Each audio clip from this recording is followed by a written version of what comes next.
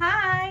मी आज तुमच्या सर्वांसोबत फेशियल किटविषयी बोलणार आहे. फेशियल किटविषयी का बोलणार आहे? कारण का तर आपण काय होतं आपलं, की आपल्याला कधी पार्लरला जाण्याचा वेळ नसतो किंवा आपण पार्लरमध्ये जाऊ शकत नाही. आपली छोटी मुलं असतात किंवा आपल्याला कामातून वेळ भेटत नाही. तर त्यामुळे मला एकच म्हणायचं आहे, की तुम्ही घरच्या घरी कसं फेशियल करू शकाल? मी आज त्या विषयावर बोलणार आहे तुमच्याशी आणि किती वेळ क्रीमचा मसाज द्यायचा, स्क्रबचा मसाज द्यायचा किंवा हे बाकीच्या जेवढ्या काही स्टेप आहे त्या मी व्यवस्थित समजून सांगणार आहे. तर त्या पद्धतीने तुम्ही जर घरी फेशियल केलं तर खरंच रिझल्ट छान येतो आणि पार्लरला जाण्याची पण गरज नाही आहे. मस्त आपण घरच्या घरी फेशियल करू शकतो. आणि कोणत्या किटविषयी बोलणार आहे आज मी ते पण सांगणार आहे.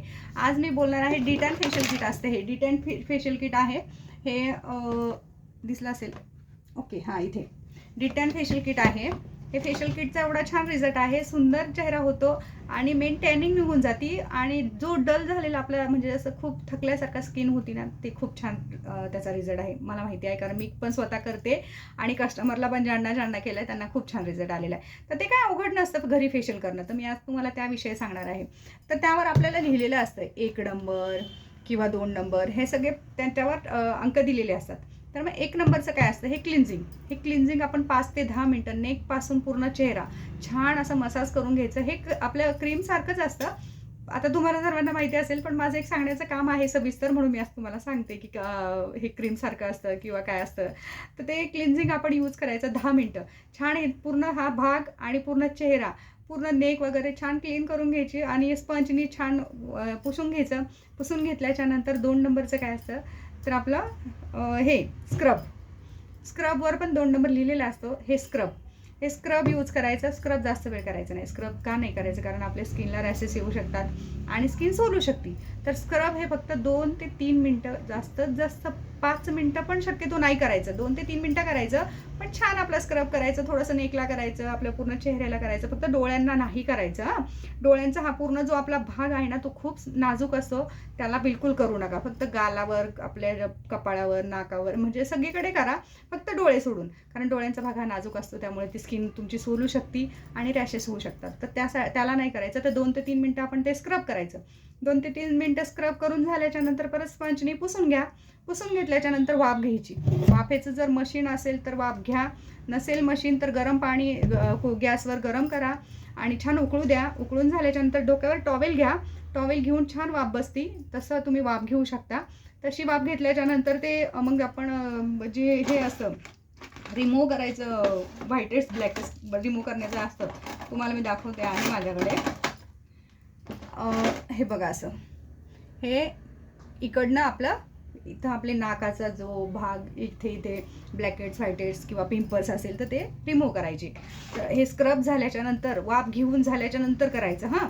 वाफ घेऊन झाल्याच्या नंतर मग ते झालं, हे झाल्याच्या नंतर परत स्पंजने व्यवस्थित चेहरा पुसून घ्यायचा. पुसून झाल्याच्या नंतर मग क्रीमचा मसाज करायचा. क्रीमचा मसाज हा कसा करायचा मी तुम्हाला सांगते. क्रीमचा मसाज सुरुवात कसं करायची? इकडनं. इथून केल्याच्या नंतर मग परत पूर्ण नेक, म्हणजे इथं थोडंसं करायचं, इथे करायचं, इकडे करायचं, इकडे, म्हणजे हा पूर्ण नेक आणि हा भाग पूर्ण व्यवस्थित छान मसाज करायचा. तिथून झाल्याच्या नंतर मग हा पूर्ण भाग आपला इथून ते हे इकडनं पूर्ण कानापर्यंत घ्यायचं. कानापर्यंत घेऊन झाल्याच्या नंतर मग आपले गाल, हे गाल जर आपण व्यवस्थित असे केले, गाल अशी पण मसाज करायची, अशी पण मसाज करायची गालाला. हे दोन्ही पण मसाज खूप छान रिझल्ट देतात. जे आपली स्किन लटकलेली आहे आता, म्हणजे ही 30च्या नंतर आपल्याला स्किनला गरज असतेच मसाजची, तर मग ती स्किन छान वरती हे होती आणि असं मसाज केलं तर पूर्ण स्किन आपली वरती छान दिसायला लागते आणि जी लटकलेली स्किन आहे ती सुंदर वाटायला लागते. तर तुम्ही ती तशी मसाज करा, मग असं करा.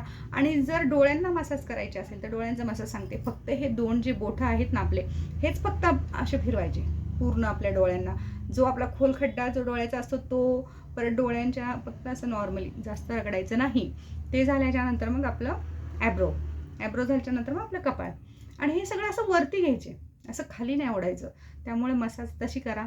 अशी खाली जर ओढलं तर स्किन आपली खाली येते, वरती जर मसाज दिली तर स्किन टाईट होती. असं घरच्या घरी फेशियल करत राहा. खूप छान रिझल्ट आहे त्याचा. आणि मी तर हेच सांगते की फेशियल करायच्या वेळेस तुम्ही जे खूप जास्त केमिकलवाले प्रोडक्ट यूज करू नका. ज्यात नॅचरली आहे तसे यूज करा, जेणेकरून आपल्याला साईड इफेक्ट्स पण होणार नाही, आपली स्किन पण छान दिसेल आणि सुंदर वाटेल. मला एकच म्हणायचं आहे की माझं एक काम आहे तुम्हा सर्वांना, की बाबा घरच्या घरी पण तुम्ही स्वतः काळजी कशी घेऊ शकाल. मी ह्याच निमित्ताने आता तुमचे हे जे व्हिडिओ बनवायला सुरुवात केली आहे ना, त्यासाठी. आणि कसं होतं की काही लेडीजला माहिती नसतं, त्या सरळ पार्लरमध्ये जातात, मॅम आम्हाला हे करा, ते करा, ते करा. अरे पण ते कसं केलं पाहिजे, का तुम्हाला सूट होईल, नाही होणार, हे सगळ्या गोष्टी लक्षात घ्यायच्या. म्हणून मी तुम्हाला आज ही व्हिडिओ बनवण्याचं कारण माझं हेच झालं, की काहीतरी माहिती तुमच्यापर्यंत पोहोचेल आणि त्यातून तुम्ही काहीतरी शिकाल. माझं ते हेच म्हणजे उद्देश आहे, की बाबा लेडीजला पण तुम्ही स्वतः काही शिकू शकाल. जेणेकरून घरच्या घरी तुम्ही शिका. खूप छान वाटतं. कोणाची गरज पडत नाही. स्वतः सुंदर व्हा, छान राहा. मुलं लहान असतील तरी पण सुंदर व्हा. आपल्या तब्येतीची काळजी घ्या. आपलं शरीर व्यवस्थित ठेवा आणि काही नाही, खुश राहा. याच्या व्यतिरिक्त काही नाही आयुष्यामध्ये. मला एकच म्हणायचं आहे. आणि अशाच काही स्टेप्ससाठी मला फॉलो करा. आणि जर तुम्हाला हे व्हिडिओ आवडत असतील तर कमेंट करा. याच्या पुढे पण अजून काही तुम्हाला आवडत असेल तर तुम्ही मला सांगा, की म्हणजे ह्या विषयावर बनवा व्हिडिओ, त्या विषयावर बनवा. तर मी त्या विषयावर नक्की बनवेल. आणि तुम्हाला सर्वांना म्हणजे की ज्याचा फायदा होईल, मी त्याच गोष्टी तुम्हाला सतत व्हिडिओद्वारे सांगत जाईल. तर तुम्ही खरंच लाईक करा, शेअर करा आणि सबस्क्राईब करा.